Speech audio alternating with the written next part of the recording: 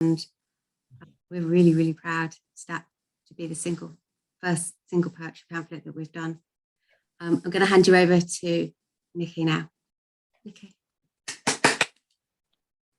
Hi everybody. Hi. What a joy it is to be here this evening. I just want to thank Barbara and Darren for just their belief in my work and you know, making my poetry dreams come true, really. You know, when I took up poetry 3 years ago now, during my cancer treatment, you know, I couldn't have dreamt that I'd be here 3 years on with you this evening. So it means a lot. Okay, so I'm going to try and share my screen now. Bear with me. I have got my dog munching away a chew in the background, so if you hear some funny noises, that is Betty the cockapoo. Okay, so can you see that okay? We good? Okay. Okay. No, you've disappeared now. I've disappeared? I had you, and then you said you were going to share it, and I can't see you now. Can everyone else see me? Well, can you see body talk, Alice? I can just see the picture. It says body talk now. Yeah, that's right. I'm going to do a presentation. So oh, I see. Sorry, so I should have said. Yeah, no, I've just put up a few. I'm just going to put the poems up so that you can read along if you'd like to. I thought I'd read it again. I'll now mute myself again. Sorry. Okay, no problem. So seeing as it's COP27, you know, for what it's worth, let's hope it means something. I thought I'd share the nearest thing that I have to an eco poem in the collection.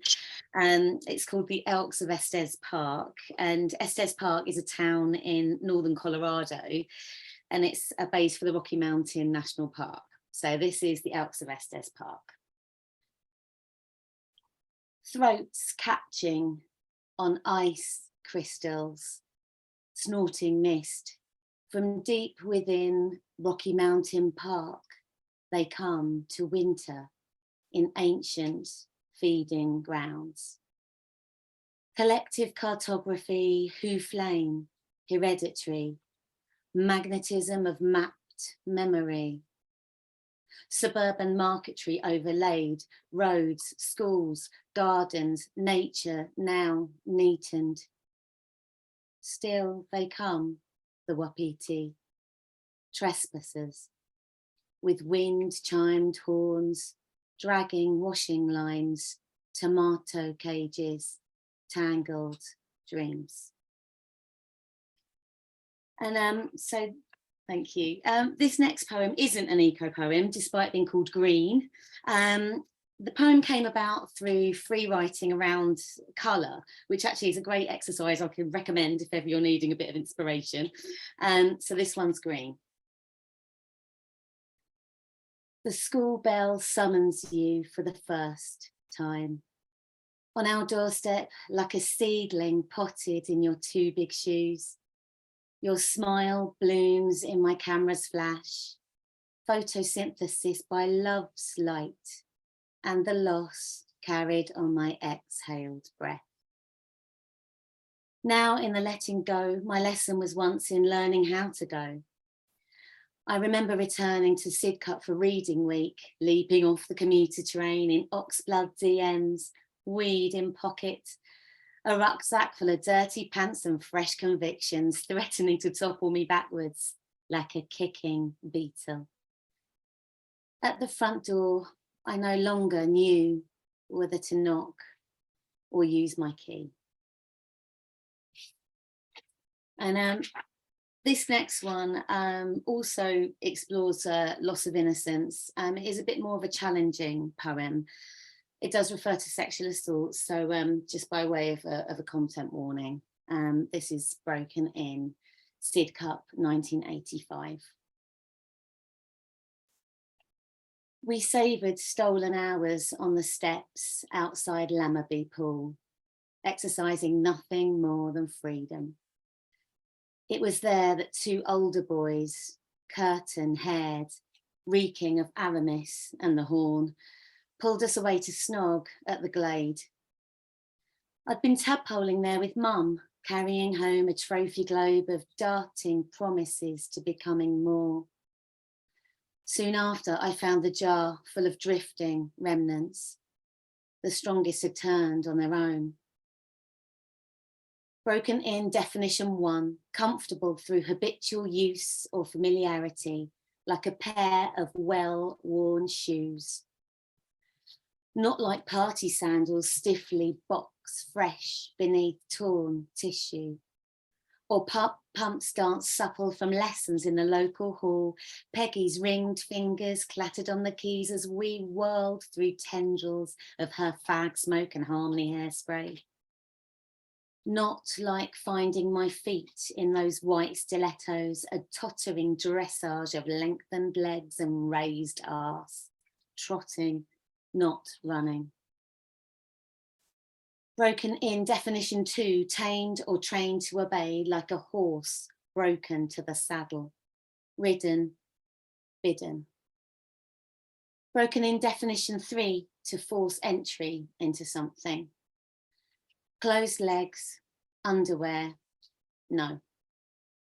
Barriers breached by such brief and banal brutality, I never told anyone. I didn't know how to speak it. Broken in definition 4, to cause a disruption in a conversation or discussion. We learn not to do this. We learn that when we do this, we will not be heard. We learn that when we do this, we will be heard and not believed. We learn that when we do this, we will be heard and believed, but they will likely go unpunished.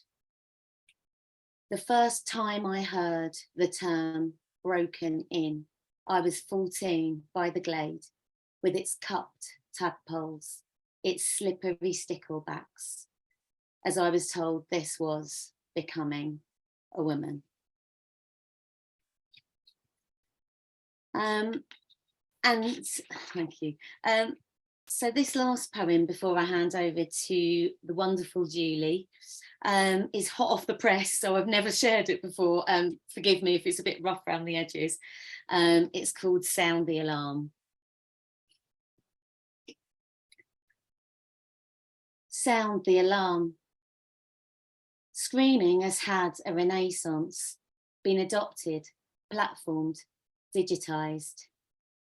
Yanov's primal therapy, a whisper now. Soft toys, hard memories, dematerialised too. TEDx talks promoting muffled emission into rolled up towels, pillow, flesh of upper arms. Release, reload, fire up the brain's amygdala, mediate, monetize, mute, or hashtag let it out, and a tourist website will cast uploaded screeches into wilderness among ultra-natural hulderfolk and trolls.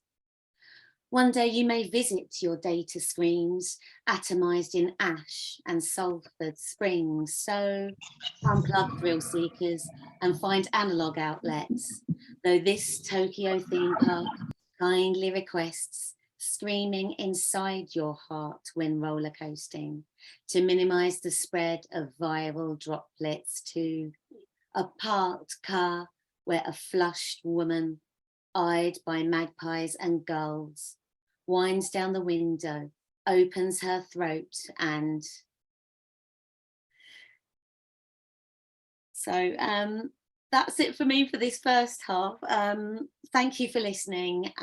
It's a really great pleasure to introduce the wonderful Julie Stevens. I was really delighted when she accepted my invitation to read alongside me this evening. I'm a real fan of her work. So I will stop sharing if I can, and I will hand over to Julie. Thank you for listening. Thank you, Nikki. What a brilliant start. Such powerful poems. Wow. I can't ever forget the day I got your email asking me to be your guest. poet on the launch. So thank you again. Absolutely fantastic. I'm going to share screen and I'm going to read some poems from my first pamphlet, Quicksand, which was published by Drake in 2020 in lockdown. And I've got some new poems that are forthcoming in my next pamphlet, Step Into the Dark, which is due to be published by the Hedgehog Poetry Press soon. I am disabled. I have MS, multiple sclerosis, and my poems will tell you a little bit more about that. This is a poem from Quicksand. In fact, it's the very first poem. And I see myself as being a factory. The factory. The constant crawling, itching, delving around my skin. I can never bring an end. I can never show you it's there. The vibrations buzzing inside. I can't stop their annoying moves. I can't show you they're alive. The ice cold trembling, delivered for no reason in a room warming its guests. The burning feet, leaving no ashes. I can't collect any proof. There's a hidden shadow cementing its presence, forcing all motion to weaken. You won't watch it randomly steal a word, a thought on the verge of escape. How can you see pain biting inside, a blurring eye in an exhausted body, a muscle refusing to stretch? I'm a factory working hard to produce a mystery, a collection of broken parts awaiting an answer. If you search long enough, you may be blinded by the truth.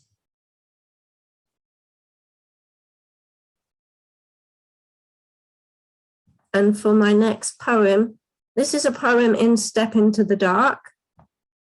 And I'm seeing MS as being a visitor coming to my house.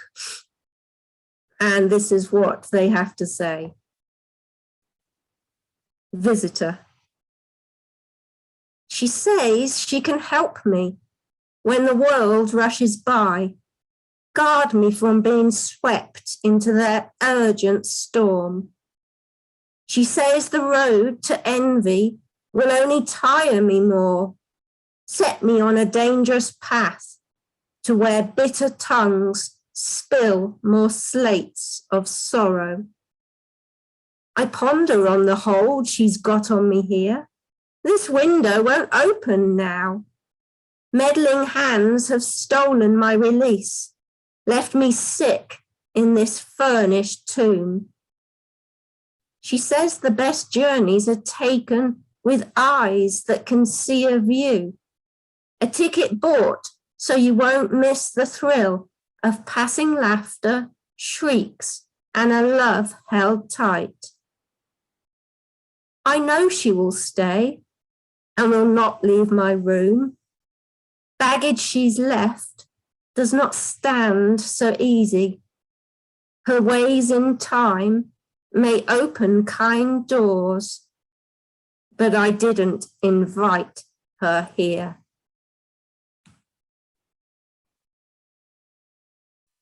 For those that know me, you will know, I've said this before, that I used to be a runner, 100 meters, I was a sprinter.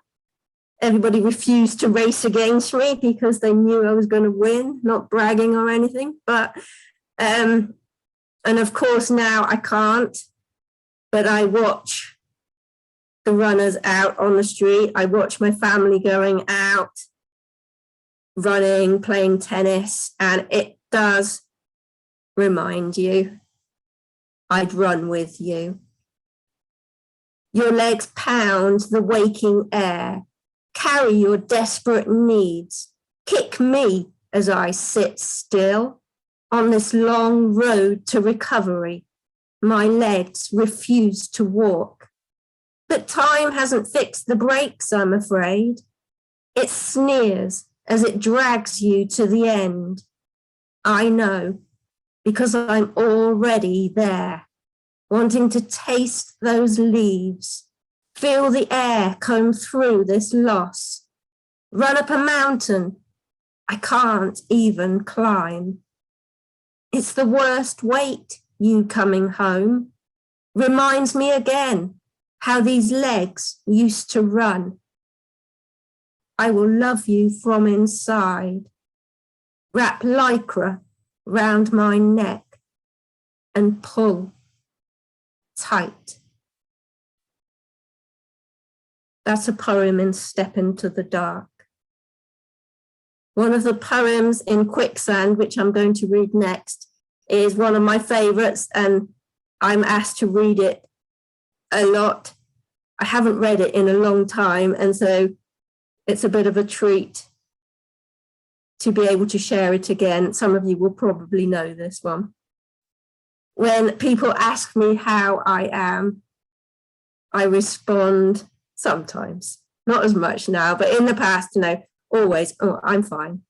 But of course, I think quite a few people will relate to that. There's always so much more going on inside.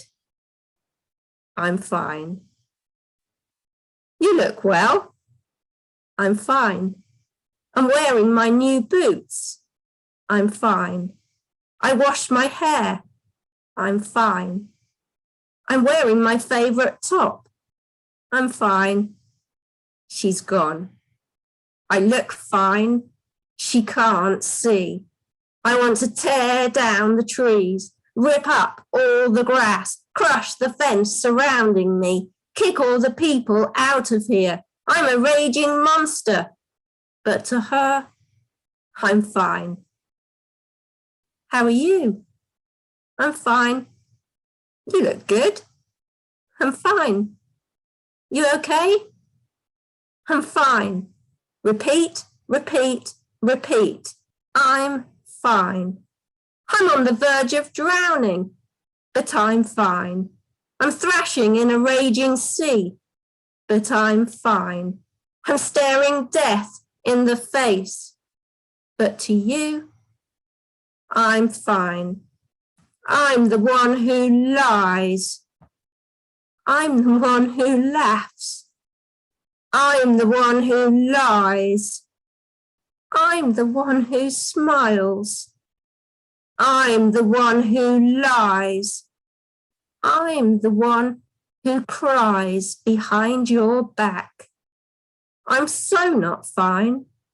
You don't see the real me. You don't feel the hurt. You don't see the frustration. You don't see the anger. I want to rip the heart out of my life. I want to jump off the highest bridge. I want to swallow 1,000 pills. I'm screaming for help. But to you, I'm fine. Thank you.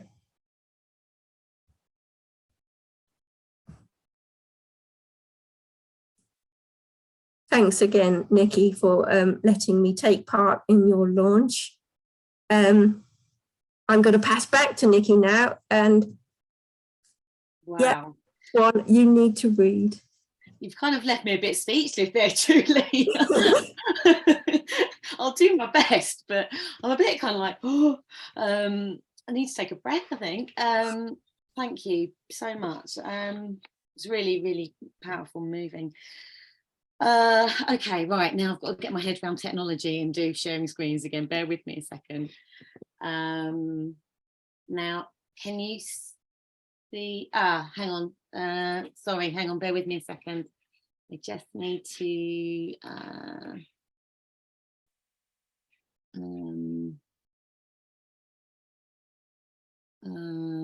don't know why. Okay. hopefully that is working. Can you see that okay? Okay, cool.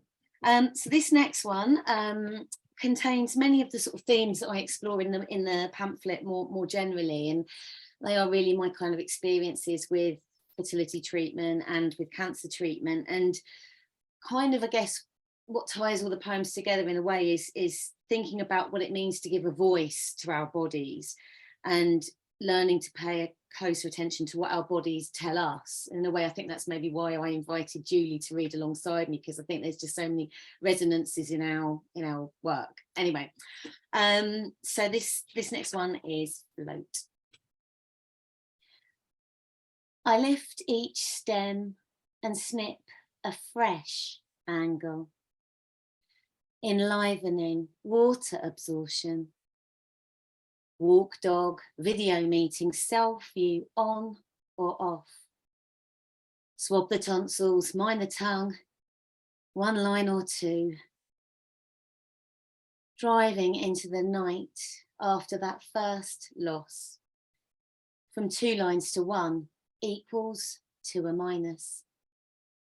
Sliding on ice into the swaddling snow. The tree trunks more coppices like fists. Unload dishwasher, go again, second loss. Go, blastocyst, progesterone. He tries to land the needle in the top right quadrant of my buttock, pillow bitten. Don't strike a nerve, I'll hit the ceiling. Feels, bump, bliss. Bedtime stories, swings and roundabouts, and sandpits. Go again, 2 lines, oh yes. Oh, gone. Holiday or running away. Stage 1 melanoma. I see the robin every day as I lie in bed, skin grafted from thigh to shin. We laugh at the zombie bite, but it scares kids on play dates. Club fucking Tropicana. We didn't know about UV damage. Buzzing tubes all over the burbs. Where are my glasses? Back up, bake bread, swab nostrils, fetch, throw, fetch, clap.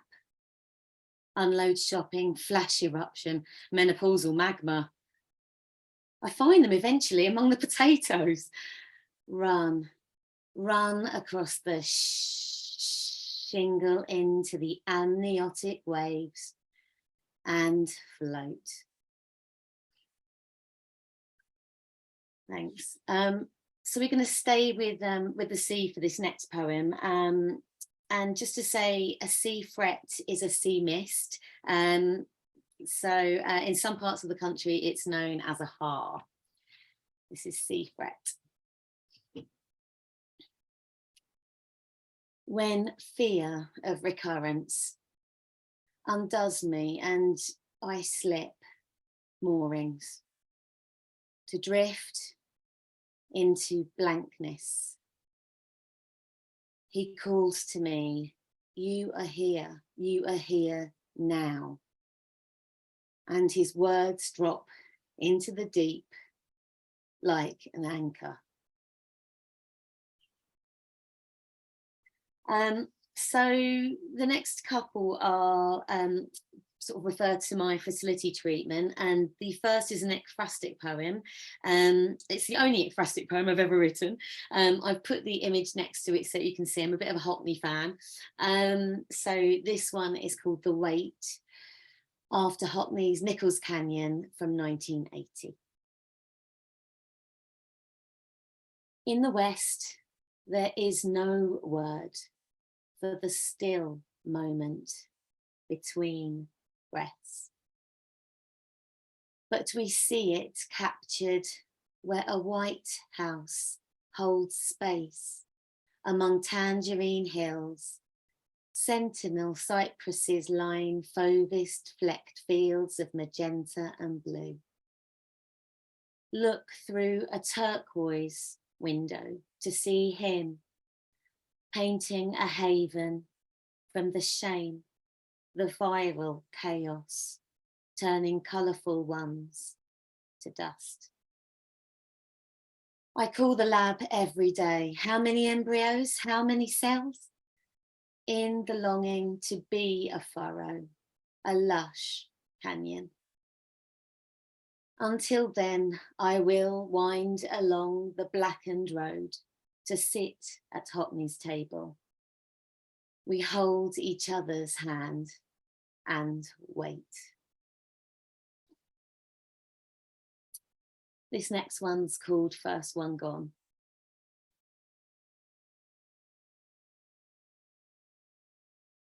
One December, our grief took us out in search of a barren landscape.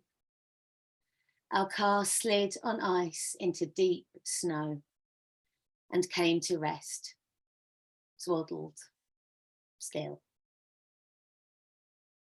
Then engine coughing, straining, seeking traction against futile revolutions, fruitless cycles.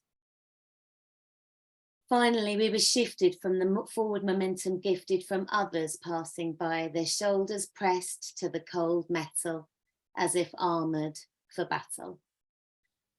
This takes more than the two of us. This takes more than the two of us. So before I leave you with my last poem, I just want to say thanks again so much for having me. I can't wait to hear from Nina and from Reeson. You know, I'm counting down to getting my hands on her pamphlet. I think they're available for pre-order, so go for it. I'm certainly going to. And so this is I Can Write Myself. I can write myself into an open-top car, careering on Corniche roads in the Côte d'Azur's brulee noon. No factor 50, for the facts of my melanoma are of little consequence. All is shadowless velocity. I am heliotropic to the blazing sun, lit up, let loose. Letter by letter, I am matter transported, written reckless. I can write myself, sprung from a high board, suspended in defiance of Earth's pull, my balance restored. Lost nodes, radiated breast, sleeved right arm, parts of this new entirety that tucks, revolves, then plunges as steel into the quenching water, written stronger.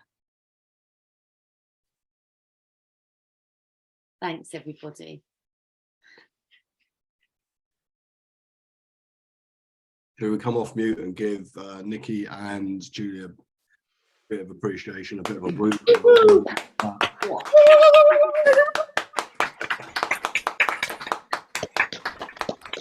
Thank you, Niki. Fabulous. Julie. That was amazing. You know, those of you who know us and know what we do, like the Dragonfly, you know, you've seen us waffle on, you've seen us do the spoken words, either in the room or on Zoom. Obviously, this is new. This is a first. That was a bit emotional, actually. You know, we had this notion about becoming a press. And Niki sent us that last poem, I Can Write Myself, to the e-journal, and it was a given, it was going in it. And I think that's what really prompted the conversation to become serious. You know, this is a great poem, and we read some more stuff. We can't, if we don't get Niki, someone else will. And we think with S as well, and the other people we've got lined up, we're in conversations with other folk. There are going to be more pamphlets coming out and a full collection from one of the people we're talking to. You know, we think we've got it right.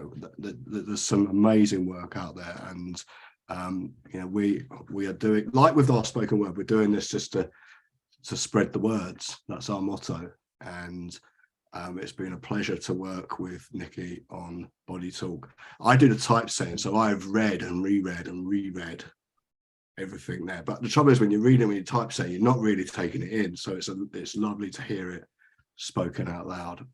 Thanks, Nikki. Thank you, Julie. Body Talk is available now. It is physically done. There you go. That's my copy waving it. Our next launch, though, isn't physically done yet. It's going to the printers tomorrow. We finished signing off the proofs today. If you look at the website, if you go to the store, if you decide you want to pre-order it, I know there's some people in the room already have. Well done. Thank you very much. The picture looks a bit odd. I'll tell you for why. When it comes, it's just going to be a purple cover. Nothing on it, apart from the ISBN on the back. And when it comes, you're going to get 4 stickers. That's one of them. That's the title of the pamphlet, Flammable Solid. It'll have a sticker with Reeson on it. And I'll have 2 stickers with headlines from the 2 blurbs we've had written. One by Damien Donnelly, our good friend, and one by Kim Moore. And the idea is you're the reader.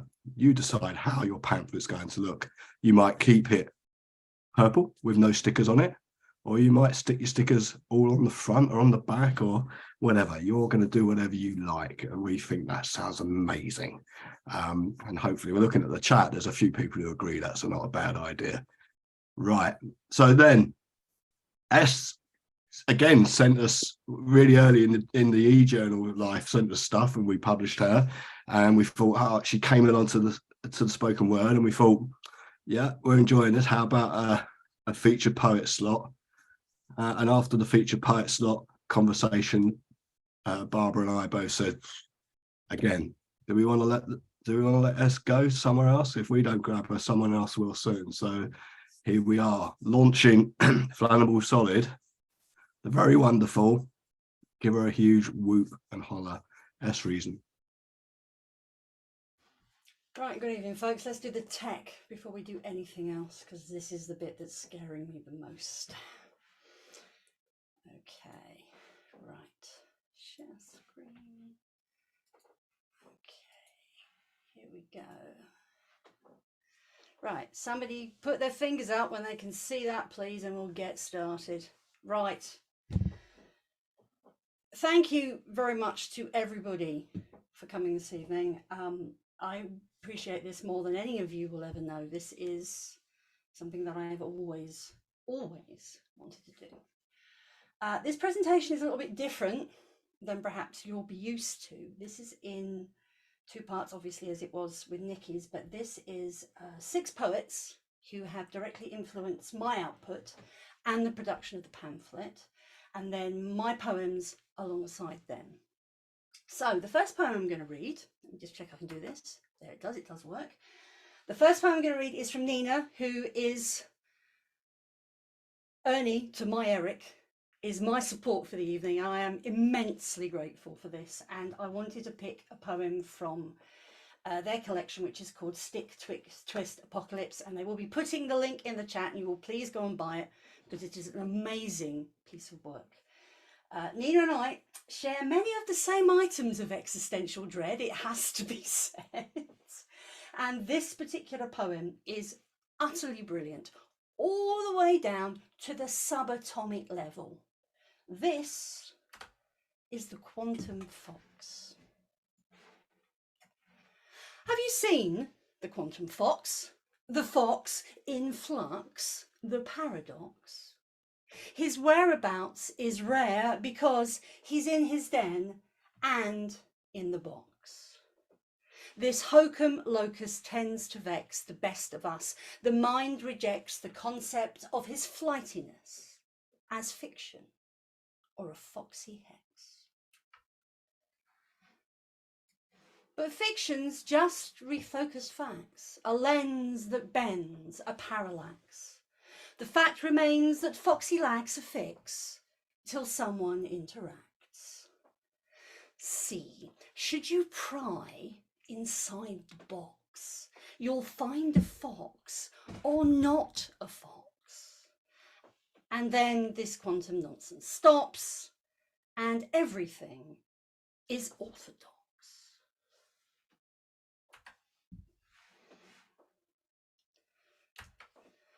Okay, I've now lost my movement. I thought this might happen. There we go. Right, thank you. Right, poem number 1. Start big, make some noise, show your intent. This is flammable solid. Boom! I used to have it all until that day when a small first problem came. It never left, neither did I, because shortcoming isn't always clear. It's how you see the world in rhyme. Everything will be just fine if you're present within some space. Really doesn't matter where, even without a spark. Motivation painfully will flick the switch. Boom! To carry every scar they made through pointless anger and contempt. Because it clearly was their fault. These other people needed to control a life that only now makes sense. Each time I smoulder, stockpiling flammable solids, spark joy one day, then destroys the next. Ashen, bitter mark upon this skin. Entire planet sins. Touch paper caught. Boom! Search through their remains. Let it begin again. Right. Poem number 2 is by Claire Askew, which can be found in Butcher's Dog number 15, which is a fantastic mag you should really get a hold of. Written during lockdown, it is a perceived cry for help I could not take my brain away from. And it directly influenced the work that follows it here. This is the star. No matter what madness I hand him, Al will always say, it's fine, it'll be fine. Like the chime of a flatter on the anvil, settling what was hot and spitting red in perspective, setting its proper shape. It's potholed and slape out, lanes all dredged by February, the first anniversary of shelter. In place, comes, goes, and the y-axis move like goalposts on the news. Al's the human light I use to chart my course through all of this. Googling the Polmore masts above his house, I make a wish on each of their 6 red stars. The Pennines are a hedge I've slept behind these 100 years. Al texting pictures of sunset and ice, foxfire, river to quarantine river, night in his valley, the same moonless night as in mine.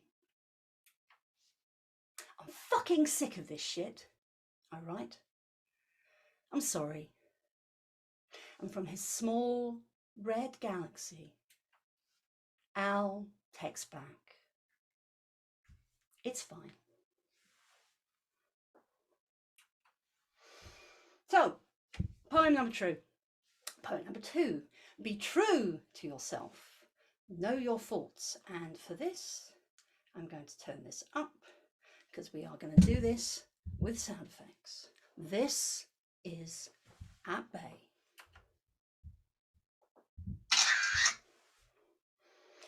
I have stolen someone else's shoreline, hidden it inside this magic box, so that in crisis, within depression, it replaces loss. I have forgotten how to manage debt, borrowing that beauty others will forget. Because for them, it's not a holiday, it's home.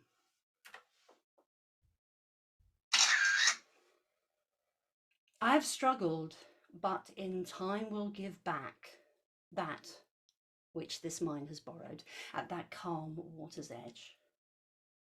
Illusion still maintained, hidden within gain, should never count as loss.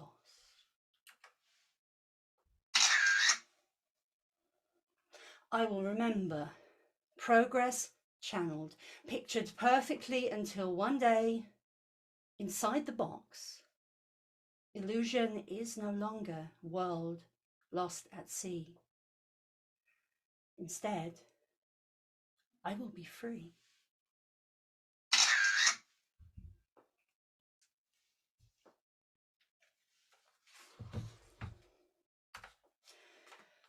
Right, the next poem has a very, very strong warning for potentially upsetting sexual language and implication of violence, and it has trigger warnings for rape and sexual assault.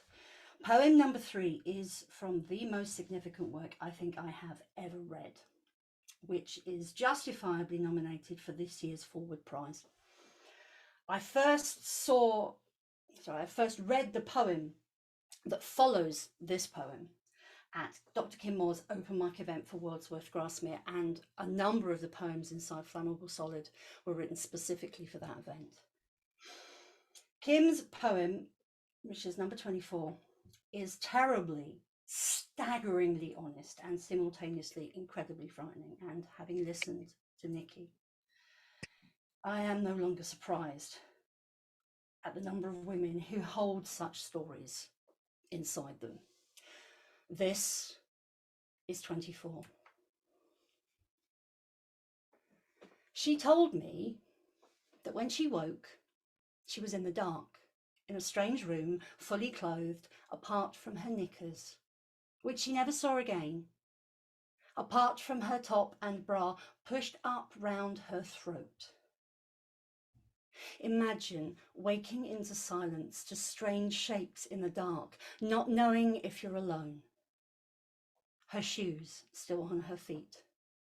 Her feet still in her shoes, and something deep inside aching. And nothing to do except stumble from that bed and run away. Nothing to do but pass down the hallway like a ghost. Like a ghost, disturbing nothing, holding her breath until she was out in the crispness of a November morning, walking along an avenue of silent trees. She told me she remembered standing at a bar and a hand in the small of her back that felt like fire. The world slowly turning and her at the centre.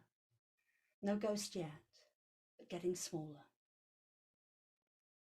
And she remembers a hand loosening a tie, but not what happened after. Nothing about a face. Her body no longer hers. And somewhere is the man who did this to her. And somewhere is the man who must have put her in that bed and walked that same avenue of trees, waiting for her to leave. I learnt this when I was young, that these things can happen, that it's possible to walk into a bar one evening and wake up in a stranger's place with someone's semen dried between your legs. And though your throat cannot remember saying no, your heart cannot remember saying yes. So, poem number 3. Do not compromise. Always the truth. This is Gravity Falls. Nobody is listening. Nobody cares. No one is reaching out. Nobody learns. And to suggest any of these will ever now take place under presented circumstance might have been, in certain light, upon a story time, language of privilege, except that's never mine. White space cries at me between safety and disaster. Might seem like nothing, except within the overlaps, gaps between these trees, we both see a different hurt. but our pains the same.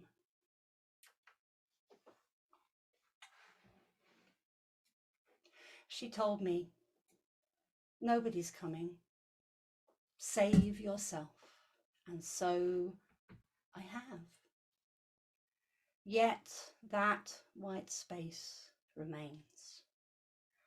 Never goes away, never stops.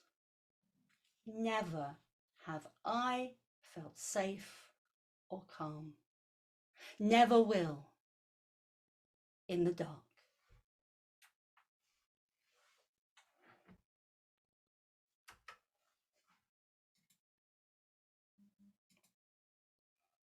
Nobody can hear what I can hear. In part 2, you get weightlifting, Albert Einstein in a northern accent, and more, which is the title of the poem and not me just trying to be clever. I'm now going to stop sharing the screen. Right.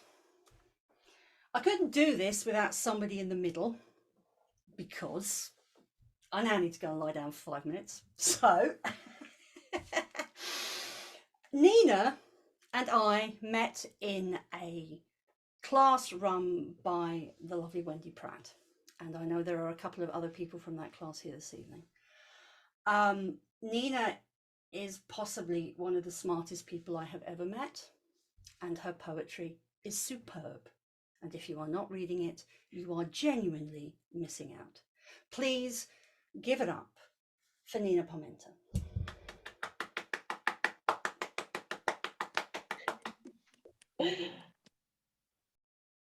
Oh, hang on. I'm just trying to share my screen, but I can't see my PowerPoint. Hang on. Talk amongst yourselves. Is it up here? Whilst we're talking amongst ourselves, I just Yes. want to go to the website to pre-order Body Tool, the Flammable Solid, or to buy and get delivered Body Tool. There you go, enough advertising. Back to Nina.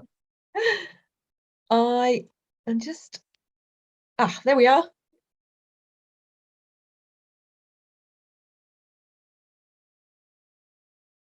I do beg your pardon. Right, I'm good to go now. Thank you so much, Es, for that introduction. I'm totally honoured to be here as Ernie to your Eric, and with the wonderful Nikki and Julie as well.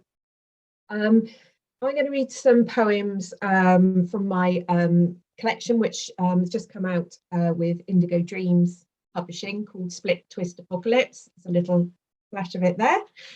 And I pulled this collection together in sort of 21, 22. And I was really desperately trying not to write a pandemic book. But now I look back at the poems in there, there's so much fear in there, so much uncertainty, so much sort of feeling that nothing's set and anything could happen. And I'm afraid I really did write a pandemic book. So with all that fear bubbling about, I wanted to start with a proper sort of gothic fear villanelle, which is called Photophobia. The light is like the sound of something breaking. He waits inside the upturns of the waves. Don't touch the switch, the click will find him waking. The kitchen has the air of someone aching to live. Reflections hold the things he craves. Their light is like the sound of something breaking. If light consoles you, watch the shadows shaking in bedroom corners, cringing at his gaze. Don't touch the switch, the click will find him waking. I wonder, have you sensed a brightness taking your vision? Have you felt in recent days that light is like the sound of something breaking? You may be free. I may be quite mistaken. You could believe for now that you are saved. Don't touch the switch. The click will find him waking.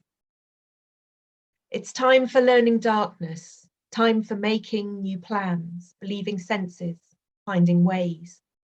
When light is like the sound of something breaking, Don't touch the switch. The click will find him waking.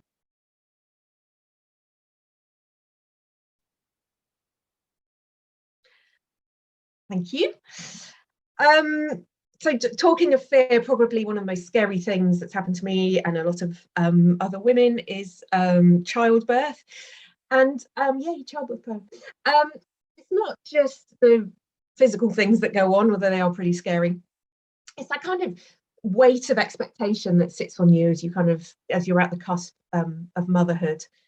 So here's a poem about what happened when that sort of dam of expectations burst as the child burst out of me. Building my baby. When the engineers had finished, the electricians and the plumbers, in streamed the tiny painters, marbling vats of red and white to make peach, rose and blush. They took joy in their task, frothing around the workspace, washing my belly with song. Work overran, but they assured me the tone would be exquisite, the blending masterful. I couldn't wait. Then my son tore out, all limbs like a fat pink spider, wet black hair slicked to his head, and the painter swirled out the red in great, relentless bucketfuls, leaving only white inside me for a year.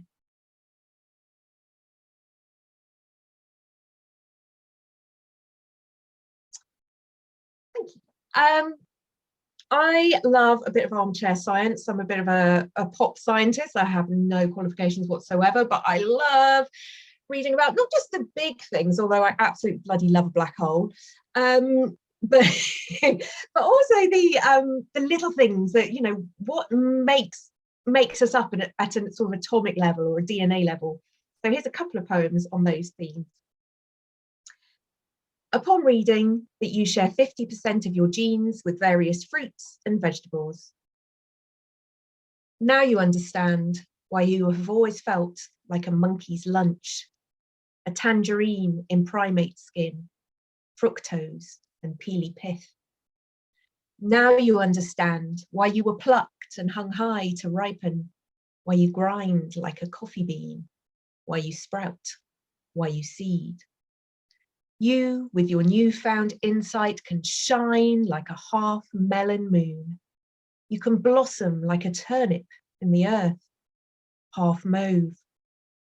Because now you understand why you are so a bit of everything that you cannot fit it all in.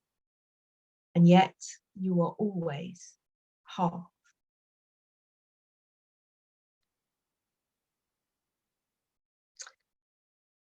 Arrangements of atoms. She is a fitful sleeper, suspecting that when she wakes, she might be made of silica or sadness. Arrangements are not fixed. Atoms make choices. Things that form can unform. What's yours is hers. What's hers is a... Half awake, she thinks about covalent bonds and free will and how it would feel to be a cogwheel or an attitude or a longed-for lover.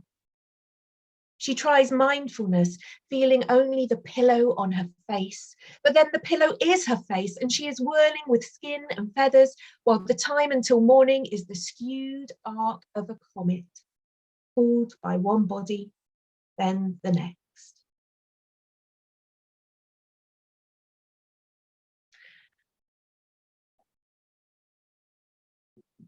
Okay, as Es did a poem of mine, I am doing a poem of hers, and you will see why I chose this one thematically. It has black holes, it has angst, yes.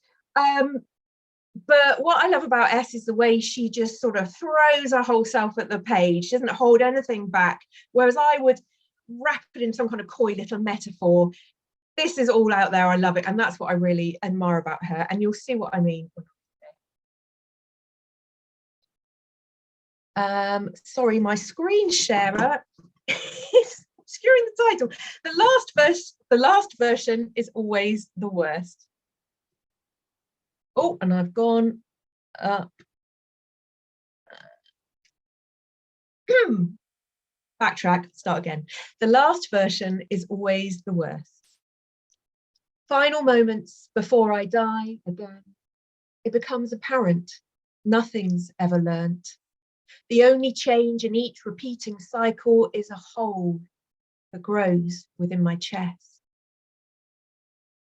Your ache that straddles infinite and cause. However well mistakes are telegraphed, it never matters, not one jot, because this isn't terror that can run in reverse. Only one-way traffic as the curse of capture in this horror show is to know that no, you never get it back. And I hate myself so much that this blood clots and the skin peels. Now each scream is very real. And the universe's anger cannot stand beside my own appalling grief in martyrdom. That I killed every chance ever, was owned and ruined by one thing that's never fun, and upset each great moment, different one. As trapped inside this personal black hole, destruction's all I'll ever do, have done, until event horizon fades to white. New hole that grows within my chest, each repeating cycle, never changed, apparent, nothing learnt. Final moments before I die again.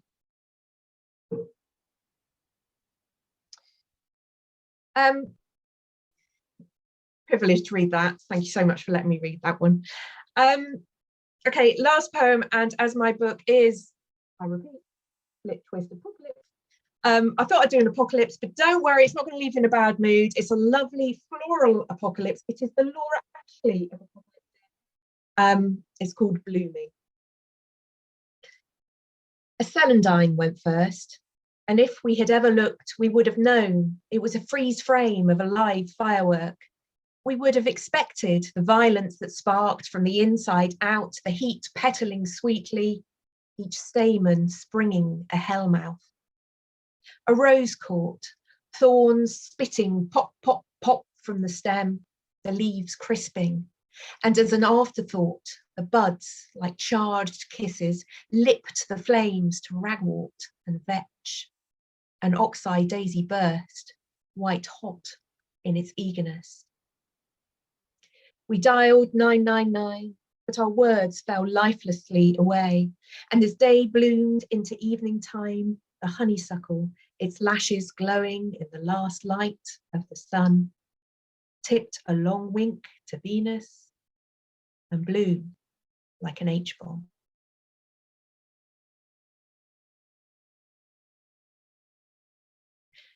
Thank you so much. Thank you so much for having me. Thanks for being so lovely. I should stop sharing.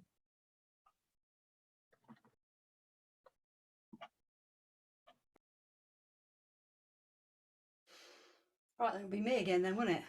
Okay. Tech. We can do tech. Tech's easy. Right, let's go. Right.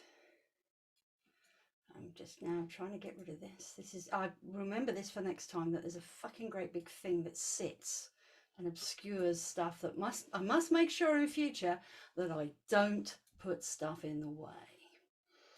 Right, part 2. And poem number 4 is by a man who, like it or not, has coloured vast swathes of my output. His Twitter feed is one of the most refreshing places you will ever find, even actually, especially now in the current climate. And he is the online granddad, frankly, that you've always wanted, but never quite deserved. So let's see if I can get it to move. It's not going to move. There we go. Right, part 2. This is. Yes, but what is this? What exactly? By Ian Macmillan. 1. I snap my fingers at time like it's a waiter approaching with soup. 2. Rootling down the back of the drawer, I found these diaries from years that haven't happened yet. Rootling round the back of the diaries, I found these drawings from evenings that haven't slipped by yet. Rootling around at the back of these years, I found diaries that haven't been opened yet. Rootling around at the back of these evenings, I found openings that haven't yet closed. 3. This bit of the day was improvised, but this bit of the day wasn't improvised.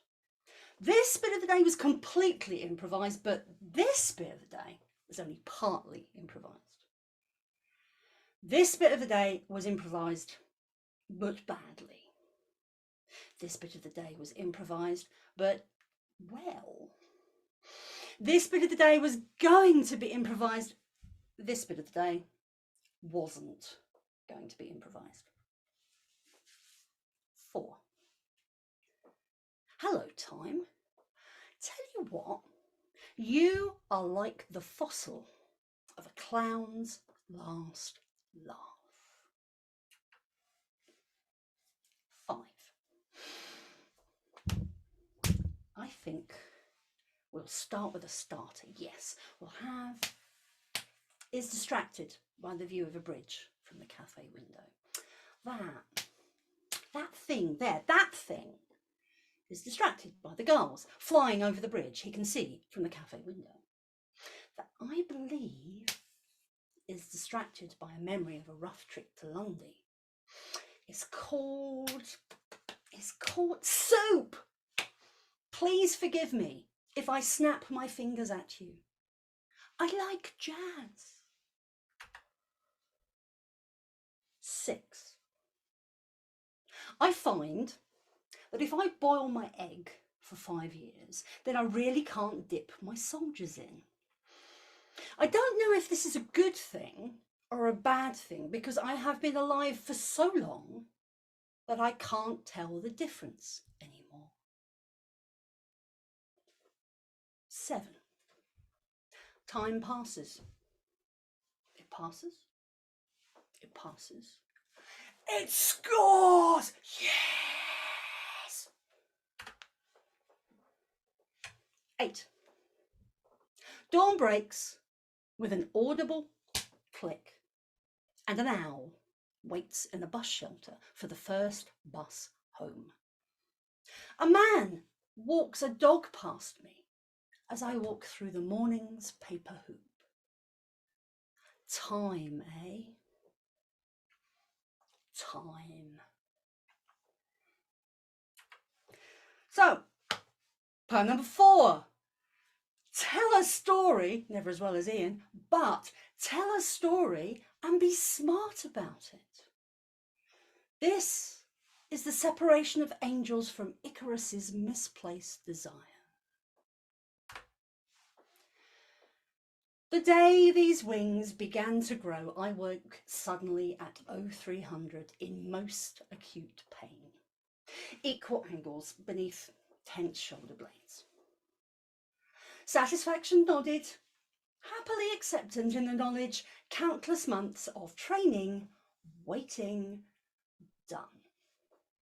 Bench pressing circumstance, deadlifting desire, finally connects a wish to dream, as internally expected gains became a point.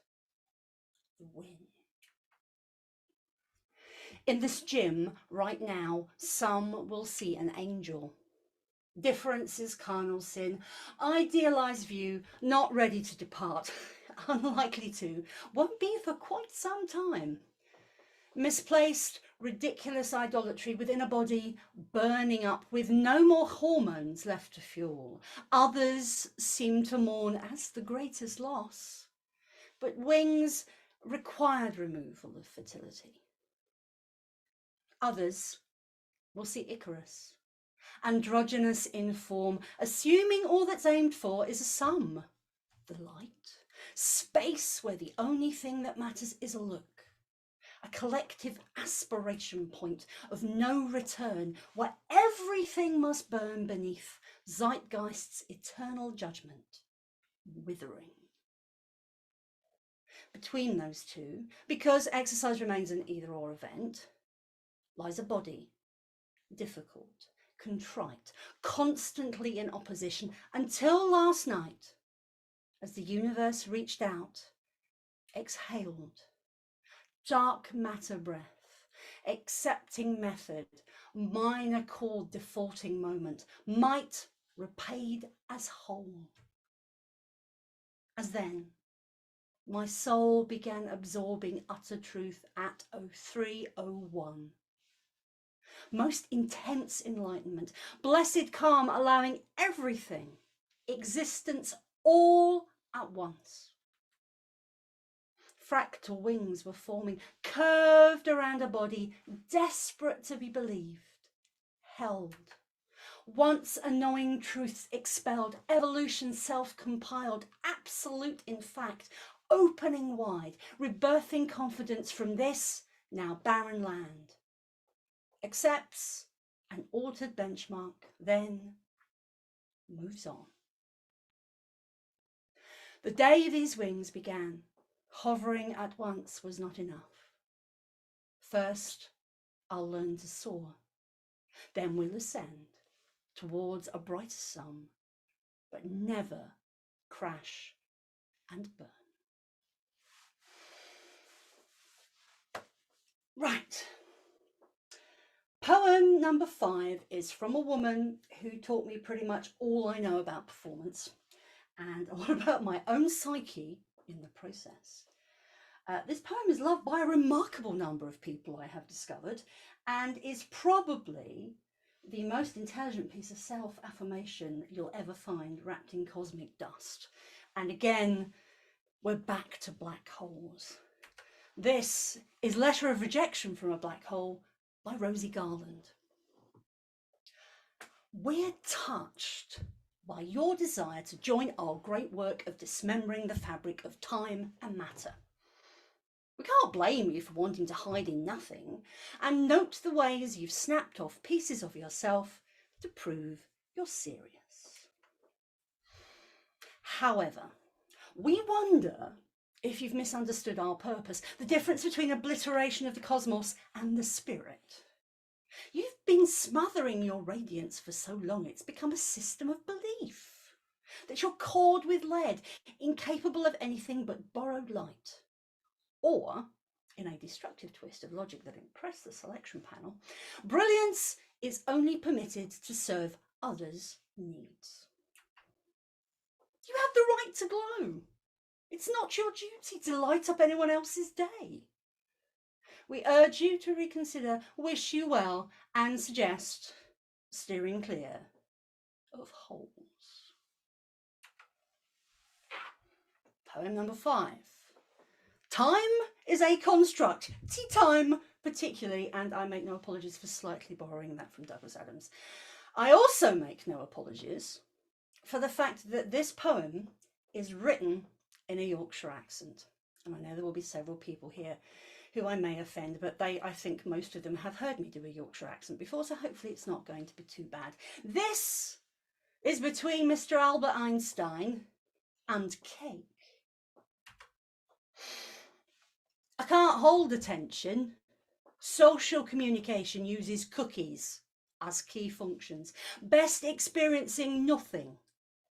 Obsessions, uncanny masking, plus ability to consume wedges of sponge towers in honour of dear Bert, without whom history would be stark hollow, dark facsimile, hard-won possibility, discovered on this day, 2009.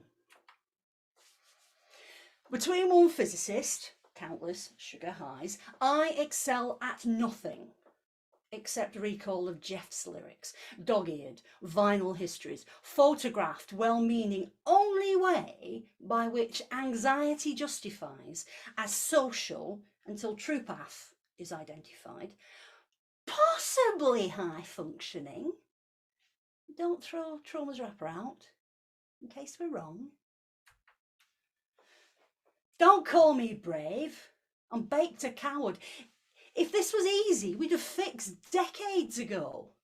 hormones, 8 other ideas. Between them, tears, or is that tears, doesn't matter. Both are interchangeable. Sentences become a quantum fiction, passing as poor poetry, devolving to sad therapy, all in the end, cheap substitute for being held. I can't offer a conclusion. To get this far at all is an achievement. Each time death calls, another idea closer, further proof, doubt matters, set the coda, which was rejected 15 times before Mr. Einstein made the point. Existence is a construct. Being always broken doesn't matter. Portions reconcile within time's curve, defining relativity.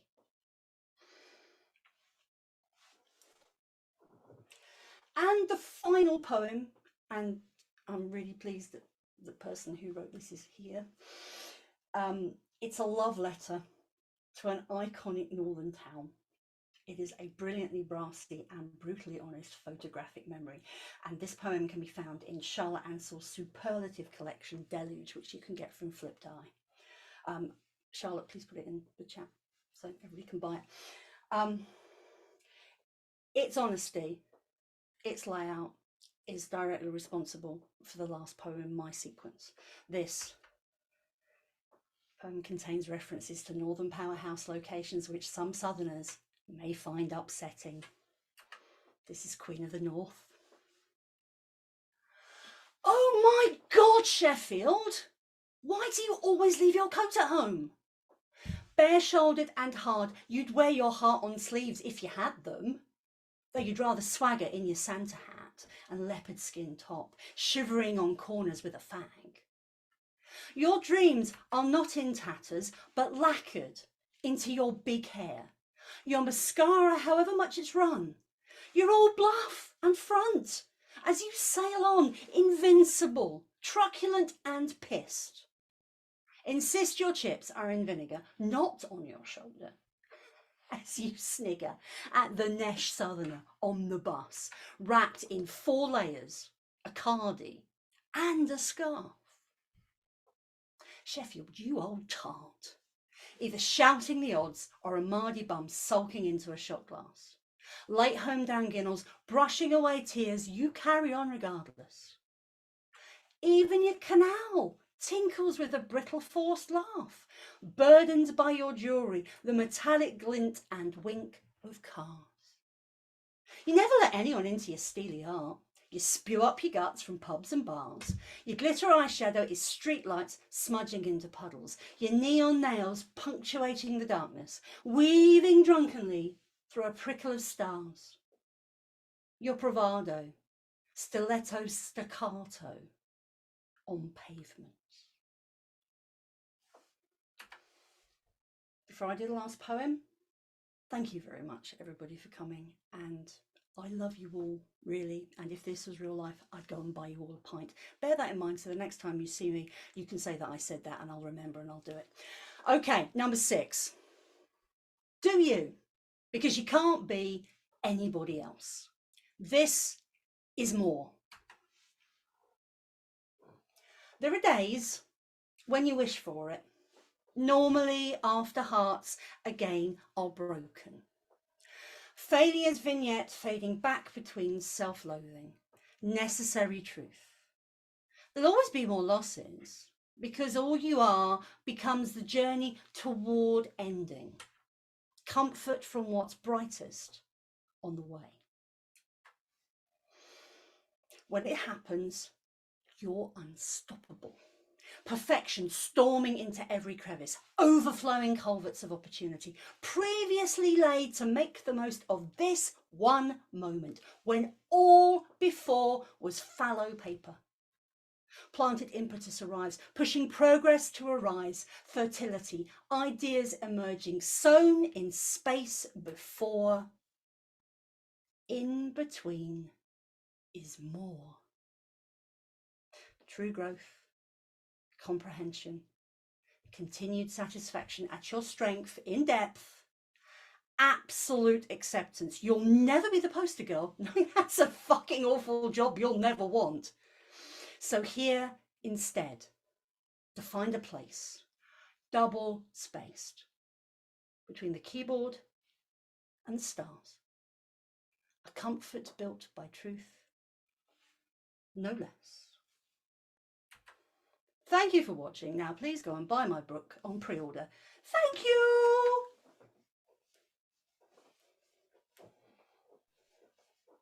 Well, thank you very much. Shall we all come off mute and give a whoop holler round of applause for Nina and for us? That. Well done, yeah.